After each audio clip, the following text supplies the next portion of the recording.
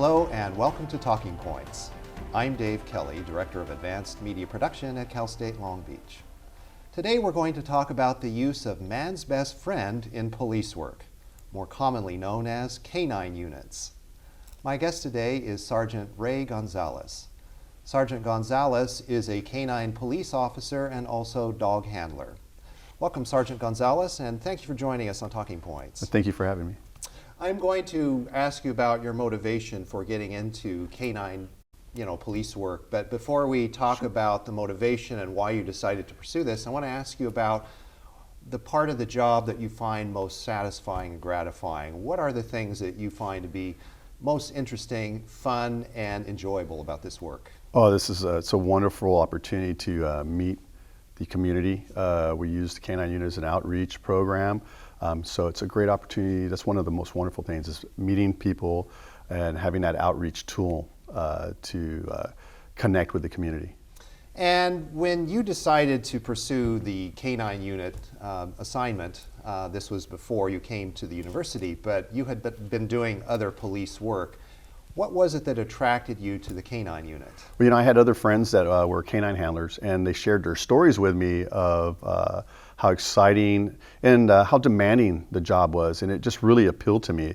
There's a lot of work that goes into becoming a canine handler behind the scenes, and so it seemed like something that was a natural fit for me, and I really wanted to experience.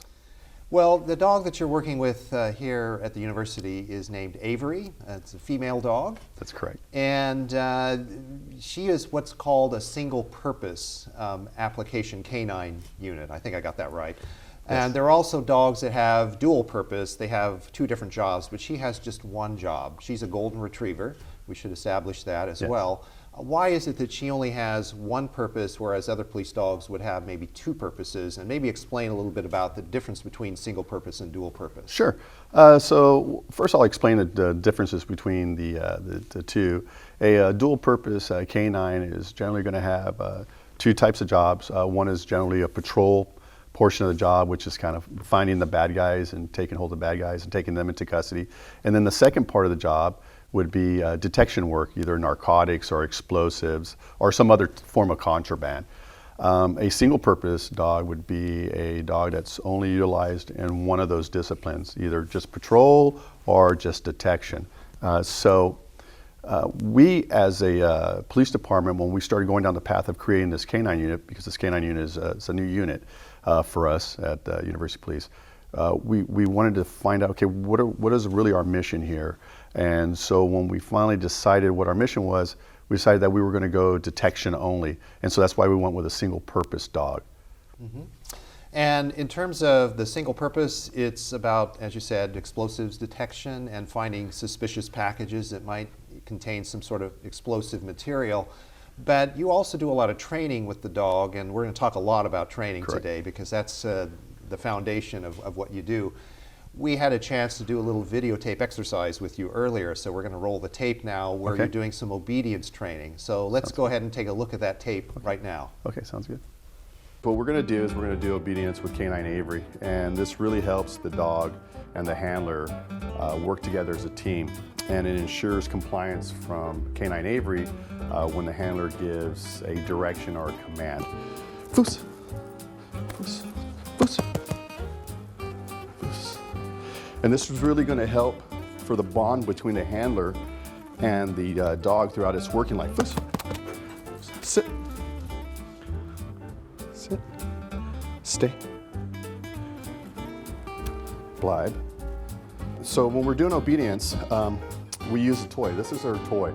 And this is to reward her for getting the compliance that we need through the obedience, giving the direction and the command. Oh, it's a good girl. And now it's playtime. Oh, it's a good girl. Oh, it's a good girl. La, la, la, la, la, la, la. Oh, it's a good girl. Well, that's pretty interesting work there with the dog, and you have some fun with the dog as well. Yes, and so why is obedience training sort of the foundation of all other training? It's really a fundamental foundation because we need to gain compliance and control of our canine while we're working. And doing these exercises help us in gaining compliance and control. It also really helps us in building a bond together as a team. because it's a team. This is a team exercise. Obedience is always a team exercise. So it's a really, really good way for us to bond together as a team. It's the work that we generally have them do. It's very hard for them, and it takes a lot out of them. So having obedience is absolutely necessary to complete our job. Well, obviously she has certain skills that were identified by a trainer before she was matched up and paired with you. So what kinds of attributes did Avery have to exhibit for that original trainer for her to be matched up with you, and why was she paired with you specifically? Correct, and so the breeders, when they start evaluating, they start evaluating the canines at as early as 6 weeks old, and so they evaluate them for a wide variety of attributes. You know, their agility, their play drive, their prey drive, and their social skills. And so they start to select some out of the group, and then they start to evaluate them even further. When we were paired up together, you try to pair them up to kind of match some of the similar personalities, per se, for lack of a better term. So that way you can be a more cohesive team when you're working together. So there's a better match for us. There's a very strenuous program for them to even get matched up with a canine handler. So when the trainer has his dogs, and we're going to match them up with a handler, trainer obviously meets with the handlers too, and so they try to find dogs that will complement the handler's personalities, and it really helps them bond as a team and work as a team. Now, Avery is a golden retriever, as we've established. Correct. There are some common breeds that are used in police work, canine work. What are those breeds, and why those particular breeds? You know, there's a wide variety selected from different groups. You have the Belgian Malinois, you have the German Shepherd, you have the Labrador, yellow Labradors, you have the Pointers. So there's different ones, different breeds selected, and sometimes they're selected for different jobs. For example, her breed has a very high, like I said before, energy and stamina.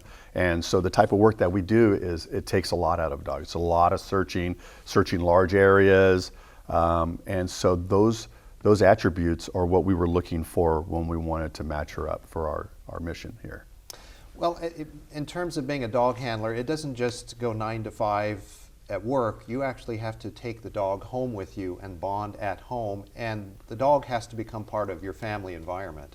Talk about that a little bit. Correct, you're right. And so that's part of also the bonding process, her coming home with me and bonding with my family. And when she feels part of that family, naturally she's going to work a little harder for you because you're a team. And so when we come home, we do exercises at home to get her acclimated to home life. But when she's at home too, she has her own time off. She understands when she comes home, hey Dad, I'm off work. You know, her collar comes off and she's just a dog. And so she gets to run around and have fun and play and have a good time with the family. And that's what people probably don't realize, is that dogs, just like humans, have their work schedule and they have their time off. Correct. And I got to give her space too when she has her time off, because when she's with me for 10 or 12 hours a day, you know, just like anybody else, they want their own space. So when she gets home, she understands, hey, I'm off, my day of work is done. And another reason also that we take them home is that if we have an emergency and we need to respond from home, it's a much more effective way to respond to any kind of emergencies. Mm-hmm. What about family vacations? Family vacations? Well, she does come on family vacations with us. There may be a time or two where, you know, we're going to a location where we can't take our dog or take Canine Avery, so we may have to board her. But for most of the time, she's traveling with us. How do you know when the bonding process is getting better with a dog like Avery? What are the indications you look for? The dogs will generally give you a little bit more at a time. So the task at hand starts to become easier. It also becomes easier for you to read your dog, and you can tell that you're also bonding with your dog, because that's a two-way street. You have to also bond with your dog as your dog has to bond with you. So once you're learning your dog's behaviors at a much easier rate, and your dog is listening to you and achieving those searches or those goals, you can really tell that bonding, it's a kind of a natural, organic thing that happens, and you just kind of feel it happening. Okay, well, you're talking about searching and the process of what her assignment is, which is bomb detection or explosive package detection. We have Correct. another video clip that we're going to run right now where you're actually having her demonstrate how she detects a package that has suspicious materials in it. So we're going to roll that tape right now. Let's take a look at it. So what we're going to simulate is Canine Avery searching for any kind of a material that can be used in making explosives or explosive device. We're going to use this backpack, and what's inside the backpack is odor with material that can be used to make an explosive device. And so we're going to simulate her searching this room in an attempt to locate this backpack. And so right now what we're going to do is we're going to let her go. I'm going to give her a command and give her a command to search this area. Along with the verbal command, we also have what's called non-verbal commands. And if you notice, she's wearing a vest. It's a harness. And when we put that harness on, she knows, okay, I'm working now. I'm going to go do my job of searching for these odors that I'm familiar with. Finn. So now what she's going to do is she's going to search. Finn.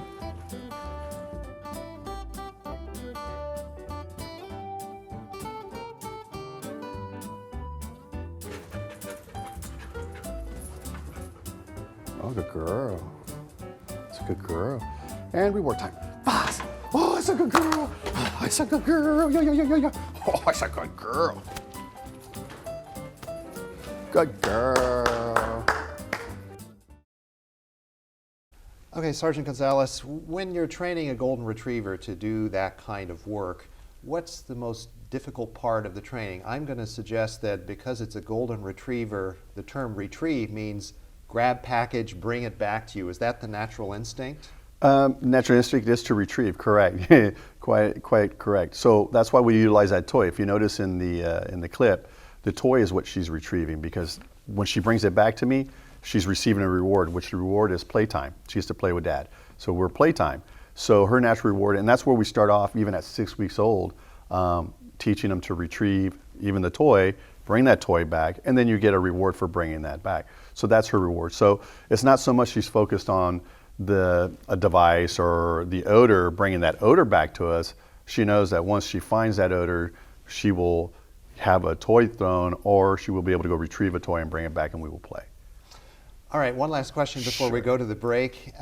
When you're talking about working with a dog like this, there are going to be good days and bad days. What's a good day and what's a bad day? That's a good question.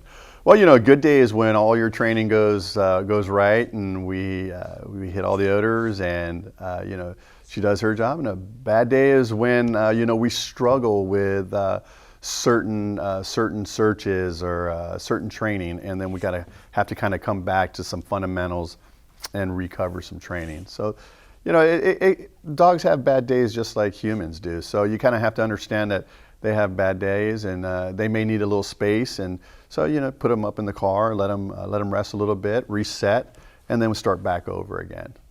Okay, and on that note, we'll go to the break, and when we come back from the break, we'll talk about what happens if a dog like Avery never actually finds an explosive package on campus. That's what we hope for. We hope she never finds anything. But let's talk about how she stays motivated in that case.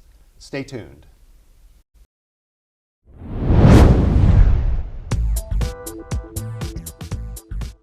Do you love to travel? Understanding the world and all of its diverse cultures? Ever thought about becoming a foreign service officer? Living in another country and helping to promote a positive image of America? Or going undercover and working for the CIA? Or as a lobbyist, representing different interest groups to members of Congress? You can become a part of this exciting field with a degree from Cal State Long Beach.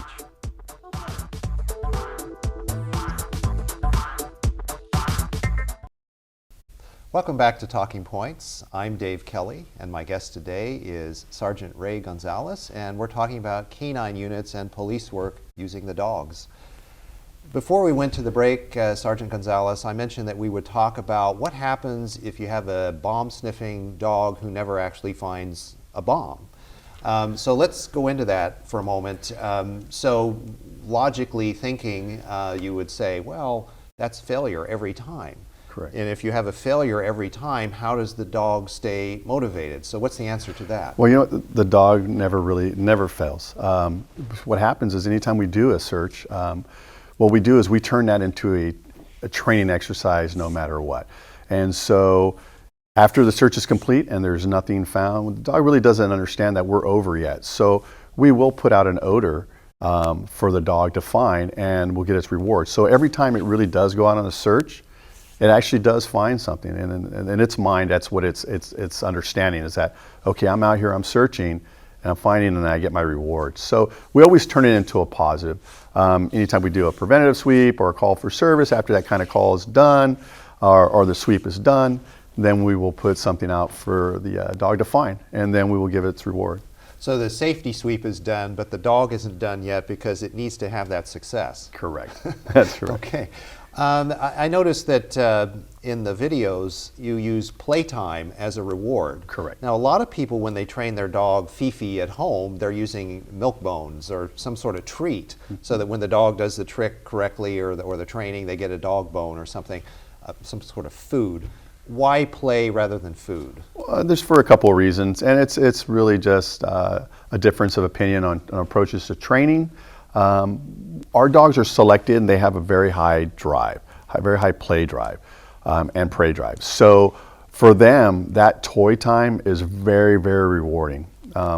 We also want to save. We will use food from time to time, but we kind of want to save that just in case, God forbid, the toy drive or the toy play is no longer really appealing to them, and we need to revert back to what is one of their most enjoyable things is eating.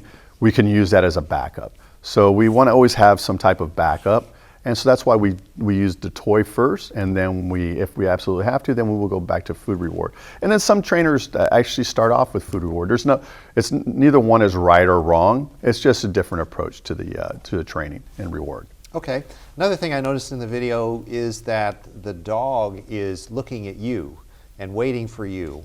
Is that part of the bonding process when the dog is looking at you and waiting for the next command? Correct, and that's an interesting fact you brought up. If you noticed that in the video, she was when I had her sitting in the room at the entrance, waiting to do her job. She was paying attention to me. She was looking at either my hand gestures or my verbal gestures, and that is really part of that bonding. Because when you start together as a new team, sometimes they'll start to look away. They're really not paying too much attention to you. But once you start to see that attention, you know that you're really coming together as a team. She's really paying attention to me. How long is a career for a dog in this kind of work, this line of work? It varies. It varies, just like us. It depends on how demanding the job is. For dual-purpose dogs, the lifespan may be a lot shorter because of the wear and tear of the training and the work. For detection, it could be a little longer. And so we're hopefully that we're going to get quite a few years out of her, maybe work at least until 9 or 10 years of age. We did get her at 2, so that's about a 7-year span, which is a good amount of time. Right, I think I read somewhere they said somewhere between 6 to 9 years. Yes. And that's exactly what you're talking about. Yeah, so we look at about a medium. It's 6 to 9. Your high range obviously is 9, and your low range is 6, and anywhere in between we're happy with. Okay. Do dogs ever burn out? And what if a dog goes rogue? In other words, starts doing something on its own that's not part of the training. Does that mean it's time for that dog's career to end as far as police work is concerned? Or can they be brought back into compliance? Yeah, the probability of a dog going rogue is very slim. The reason why is because, again, like I said, we started evaluating the breeders started evaluating the dogs as early as 6 weeks. And so there's a lot of process that goes into selecting a dog for this job. So a lot of them don't make it to even selection with a team. So a lot of them will get pulled out for various reasons. So that scenario is really rare where a handler and a dog aren't paired up really well, and you may have some behavior issues with a dog. But we can generally fix that with training, and we just revert back to the basic training, the obedience, and going back to some of the other fundamentals of canine training, and kind of putting that dog back in focus, getting them out of a gray area and bringing them back into that black and white so they know what their mission and their job is. As far as burnout, I think we all kind of experience that. Even dogs experience that at some time where they the day in, the day out of the job, and so it's really our job as a handler to kind of make that determination when that's occurring, and then to make some changes in training, and when you're on the job to make it fun for them, because what they're looking for is their fun time, their play time. That's their reward. That's their paycheck. Their paycheck is to play. So, changing up where you may do obedience, instead of doing it at the same park every day, you go somewhere else, and then you do it maybe a little longer for them. So you want to change it up and give them some variety, so you can minimize any of that burnout. What about personality and characteristics? I know you mentioned this early on in the interview, that when you're paired up with your dog for initial training, they try to match personalities if they can, the dog and the handler. Does the dog take on the personalities of the handler over time? In other words, if the handler is a more intense type A personality, are they going to pick up on that and sort of manifest that? Or if it's a more mellow handler, are they going to be more mellow in their approach to things? Correct, and so you are correct. They will take on some of your traits, some of your personalities. Just remember that leash it's magic. We like to call it magical. All that energy that's coming off you really goes down into that leash onto your dog, just as it would your pet. Your pet dog would probably react the same way. Will take on some of your personalities. So yeah, they do. They do take on some of those personalities. Let's talk about the public relations aspect, because you also mentioned that early on in the interview, and the fact that you like going out and mingling with the public with Avery, and Avery is obviously comfortable with the public. How do the public in general react to Avery, and what are some pretty common questions you get? Yes, they react well. They love her. She's adorable. She's very photogenic. She's very approachable. Her energy level, when she comes into a room, pretty much lightens up. Even when somebody's having a bad day, makes them feel better. And that's one of the other side of the tool for Canine, because it really helps us bridge that gap with the community and open up dialogue with the community. And so that's where we use it in public relations. When we're going out to do demonstrations, we will do demonstrations. And so a lot of the questions, what I really try to do is focus more on the amount of training that we do, what types of training we do, how she serves the community when they're asking me questions. Okay. And the reaction of the public has been very positive. We've heard a lot of good things from folks that have encountered and mingled with and been able to touch the dog. That's one thing, the dog will allow people to touch her, right? Yes, correct. And that's part of when we went down the road to select a canine for our community that we're serving. We wanted to select a dog that was social and that would be able to do demonstrations and public appearances. A lot of the venues that we do sweeps in are very public, and there's a lot of people. So we need to be able to navigate through those people, and so we were looking at one of those traits in our dogs that we selected for our program. When we talk about dogs being the perfect kind of animal to do this police work, man's best friend, as I referred to it in the beginning, why dogs as opposed to, let's say, cats or pigs or pet rabbits? Right. Well, as you know, man has been using dogs in law enforcement for a very, very, very long time. And they're a domesticated animal, and so they can physically do things that some of those other animals that you described cannot do. Number one's their nose. I mean, their nose is so powerful. It's always working. Their olfactors are always working, and the fact that they can do certain things that these animals physically can't do is why they make some of the best. They pair up for us as far as doing this job. Mm-hmm. Probably wouldn't be chased down by a pet rabbit like you would with a German Shepherd. Correct. Kind of be hard to get a pig into a real tight spot to search an area too. So. Right. So there's some physiological aspects of dogs that make them perfectly suited for this work. And as you said, the bonding and the ability to identify and relate to humans in the way that they do, I think is pretty critical to this. Correct. And again, they're a domesticated animal, and then some of those animals are not. So this makes it very easy for them to kind of fall into that pattern for us.